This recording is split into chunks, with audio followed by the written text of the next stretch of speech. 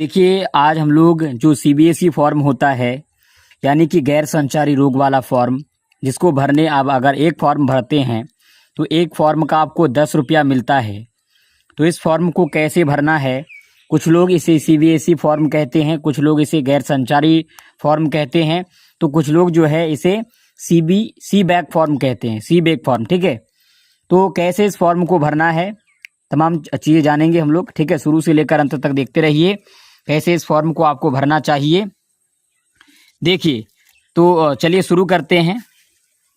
उसके लिए सबसे पहले देखिए, सबसे पहले है सामान्य जानकारी। सामान्य जानकारी में जैसे आशा का नाम, यानी आपको अपना नाम डालना है। उसके बाद ग्राम, ग्राम यानी कि जो है किस क्षेत्र में आप सर्वे करने के लिए गए हुए हैं वो आप डाल दीजिए। उसके बाद एएनएम का नाम, इस क्षेत्र की एएनएम कौन है, यानी कि आपके क्षेत्र में टीकाकरण करने के लिए कौन एएनएम आती है उसका नाम डालिए।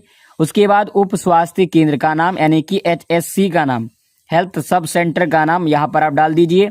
उसके बाद प्राथमिक स्वास्थ्य केंद्र का नाम, यानी कि आपके PHC का नाम, और तिथि कब आप ये सर्वे कर रहे हैं वो डेट डाल दीजिए।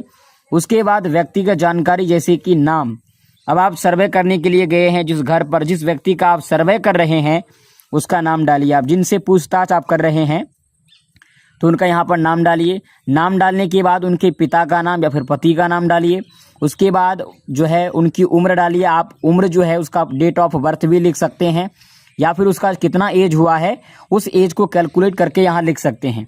उसके बाद पहचान में जैसे कि आधार कार्ड, UID, वोटर कार्ड, ये तीनों में से किसी का भी नंबर आपको यहाँ पर जो है डाल देना है।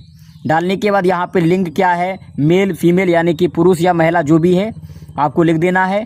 उसके बाद राज्य स्वास्थ्य बीमा योजना से संबंधित, क्या जो है राज्य स्वास्थ्य संबंधित योजना से संबंधित है, अगर हाँ तो हाँ, अगर नहीं तो नहीं। ठीक है, उसके बाद पता, यानी कि ये जो व्यक्ति, ठीक है, जिसका नाम आपने लिखा उसका गांव, ठीक है, उसका एड्रेस क्या है तो आप उसके गांव का यहाँ नाम लिख देंगे। उसके बाद टेलीफोन नंबर अगर है तो टेलीफोन नंबर भी डाल देंगे। उसके बाद क्या व्यक्तिगत की स्थिति, क्या व्यक्ति की स्थिति निम्न में से एक है, दृष्टि दोष, विकलांग, किसी बीमारी के कारण बिस्तर पर पड़ा हुआ, दैनिक कार्य करने हेतु अन्य व्यक्ति के सहयोग की आवश्यकता, अगर है तो यहाँ पर आपको विवरणी देना है। ठीक है, अगर नहीं है तो नहीं लिख देना है। ठीक है, अब नीचे चलते हैं। तो नीचे देखिए, नीचे है भाग ए, संभावित जोखिम का आकलन। जैसे कि आपकी उम्र क्या है वर्षों में, यहाँ पर हमने जिस व्यक्ति का नाम लिखा है उसका उम्र क्या है। अगर 0 से 29 वर्ष का है तो 0 पे घेरा लगाइए। अगर 30 से 39 वर्ष का है तो 1 पे घेरा लगाइए। 40 से 49 वर्ष के बीच का है तो 2 पे घेरा लगाइए। अगर मान के चलिए कि कोई व्यक्ति 0 वर्ष से 29 वर्ष के बीच का है तो हम घेरा लगाएंगे, और अगर 29 वर्ष का भी है तो हम लोग 0 पे ही घेरा लगाएंगे। ठीक है, तो इस तरह से इसको आप घेरा लगा देना है। उसके बाद दूसरा देखिए, क्या आप धूम्रपान रहित तंबाकू उत्पाद जो है गुटखा का सेवन करते हैं। अगर कभी नहीं किया है तो 0, पूर्व में करते थे यानी पहले करते थे लेकिन अभी कभी कभी करते हैं तो उसके लिए 1। तो उसके पूछने के बाद जिस प्रकार से वो बताएगा उसी तरह से आपको घेरा कर देना है। ठीक उसी तरह से यहाँ पे तीसरा नंबर पे वही है, क्या आप शराब मदिरा का प्रतिदिन सेवन करते हैं। अगर वो व्यक्ति मदिरा का प्रतिदिन सेवन करता है तो हाँ, यानी कि 0 को घेरिए, 1 को घेरिए। अगर नहीं करता है तो 0 को घेरिए। उसी तरह से कमर का माप, जैसे कमर का माप महिला के लिए इधर दिया हुआ है और पुरुष के लिए इधर दिया हुआ है, तो आप जिस व्यक्ति का जो है जिनसे पूछ रहे हैं उनकी आप कमर की माप यहाँ पर जिस भी हिसाब से होगा उसको घेरा लगा देंगे। उसके बाद क्या आप सप्ताह में कम से कम 150 मिनट शारीरिक गतिविधि यानी फिजिकल एक्टिविटीज़ करते हैं। तो आप देखिए, सप्ताह में 150 मिनट से अगर कम करता है तो 1 को घेरिए, ज़्यादा करता है तो 0 को घेर दीजिए। उसी तरह से क्या आपके परिवार, ठीक है, देखिए यहाँ पे 6 नंबर पे आप देखिए, क्या आपके परिवार यानी कि माता पिता भाई बहन में से कोई भी उच्च रक्तचाप यानी ब्लड प्रेशर जो है ब्लड प्रेशर हाई, उसके बाद मधुमेह है अथवा हृदय रोग से पीड़ित है। अगर हाँ तो 2 को घेरिए, नहीं है तो 0 को घेरिए। अब जो है यहाँ पर जो आपने घेरा है उनको कैलकुलेट करिए कि आपका अंक कितना होता है। ठीक है, जो अंक होता है यहाँ पर आपको लिखना है। ठीक है, अब अंक लिखने के बाद यहाँ पर एक बात यहाँ पर ध्यान देने के लिए लिखा हुआ है कि प्रत्येक 30 वर्ष एवं उससे अधिक के व्यक्ति का स्क्रीनिंग किया जाना अनिवार्य है।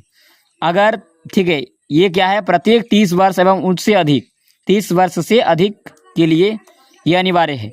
यदि किसी व्यक्ति का कुल अंक 4 से अधिक है तो उसे गैर संचारी रोग यानी कि NCD का जोखिम अधिक है।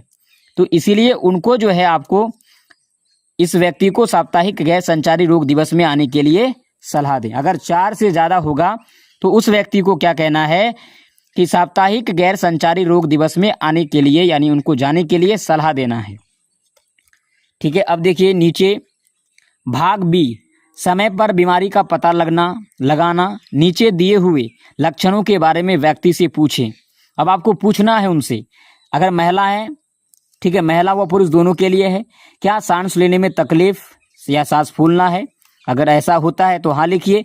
यानी ये सारी जो लक्षण लिखे हुए हैं, इन लक्षणों को आपको उनसे पूछना है, इन लक्षणों के बारे में कि क्या आपके साथ इस तरह का होता है। अगर वो नहीं कहे तो नहीं लिखना है, अगर हाँ कहे तो हाँ लिखना है आपको। उसके बाद अब अगला पेज देखिए हम लोगों का। अगला पेज में देखिए, अगला पेज में है B1, महिला व पुरुष दोनों के लिए। ठीक है, इसमें देखिए जैसे कि क्या आप वर्तमान में टीबी रोधक दवाएं ले रहे हैं? ठीक उसी तरह से आपको पूछते जाना है और हाँ या नहीं आपको लिखते जाना है। अगर उस व्यक्ति का जवाब हाँ होता है तो हाँ लिखना है, नहीं होता है तो नहीं लिखना है। ठीक है, उसी तरह से अब यहाँ पर सिर्फ केवल महिला के लिए है, ये कॉलम जो है ये पुरुषों के लिए नहीं है। ये बात ध्यान रखने वाली है कि यहाँ पर जितने भी कॉलम दिए गए हैं ये सिर्फ महिलाओं के लिए ही है, ये पुरुषों के लिए नहीं होगा। अगर आप पुरुष के लिए फॉर्म भरते हैं तो इसको आप नहीं भरेंगे, इसको छोड़ देंगे। उसी तरह से वृद्धजन विशेष, अगर कोई वृद्धजन है तो उनके लिए भरना है, अगर नहीं है तो कोई बात नहीं, आपको छोड़ देना है। उसी तरह से यदि उत्तर हाँ है, अगली कार्यवाही का सुझाव दे, बलगम का नमूना संग्रह कर, ठीक है, निम्नवत टीबी परीक्षण केंद्र में जांच के लिए भेजें। यदि उत्तर हाँ है तो एएनएम द्वारा परिवार के अन्य सभी सदस्यों में इस रोग की जांच करना चाहिए।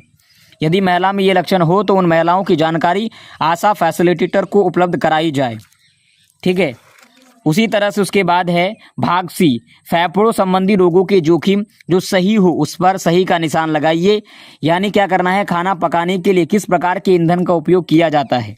अब यहाँ पर जिस प्रकार से उनसे पूछने के बाद आपको पता चलता है, मान के चलिए कि उनका कहना है कि फसल के बचे हुए अवशेष, तो फसल के बचे हुए अवशेष पे आपको टीका लगा देना है।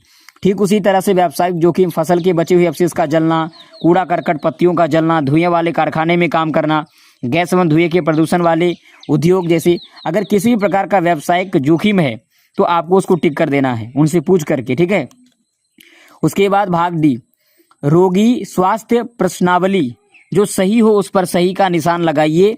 पिछले 2 सप्ताह में क्या निम्न में से किसी परेशानी का सामना करना पड़ा है, जैसे कार्य को करने में कम रुचि हो या खुशी।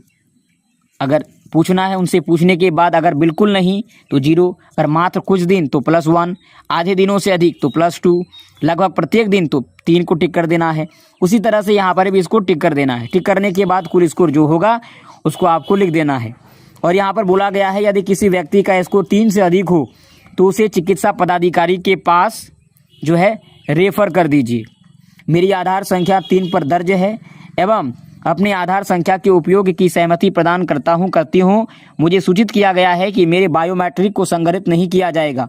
यहाँ पर डेट डालना है, उसके बाद स्थान डालना है और यहाँ पर जो है हस्ताक्षर या फिर अंगूठे का निशान लगा देना है। और देखिए यहाँ पर जो है जैसे कि 3 नंबर में बोला गया, यहाँ पे जो आधार नंबर लिया गया है, अगर ये आधार नंबर, ठीक है, यानी कि यहाँ पर जो है एक, जैसे कि यहाँ पर आप देख रहे हैं मेरी आधार संख्या 3 पर दर्ज है एवं अपने आधार संख्या के उपयोग की सहमति प्रदान करती हूँ। यानी ये जो लाभार्थी है ये जब इस पर सिग्नेचर कर देगा तो इसका मतलब जो है इन्होंने ये एक्सेस कर दिया, ये अनुमति उन्होंने दे दिया कि मेरा आधार नंबर जो है चेक के लिए इस्तेमाल किया जा सकता है। और मुझे सूचित किया गया है कि मेरा जो बायोमेट्रिक डिटेल है वो संग्रहित नहीं किया जाएगा। तो इस प्रकार हम लोगों ने जो गैर संचारी फॉर्म है, एनसीडी वाला फॉर्म है या फिर कुछ लोग इसे CBAC फॉर्म कहते हैं, तो इस प्रकार हमने आज जो है गैर संचारी वाला फॉर्म भी भरना सीख लिया। अगर आपको कोई और फॉर्म भरना सीखना हो तो उसके लिए आप हमें कमेंट बॉक्स में ज़रूर बताएं। हम आपको बिल्कुल बारीकी से इसी तरह से आकर के सारी चीज़ें A to Z बताएंगे किस प्रकार से आपको भरना है। तो फिलहाल चलिए, अगर आपको वीडियो अच्छा लगे तो प्लीज़ वीडियो को लाइक कीजिए, और अगर आप नए हैं तो प्लीज़ चैनल को सब्सक्राइब करना मत भूलिए। Thank you.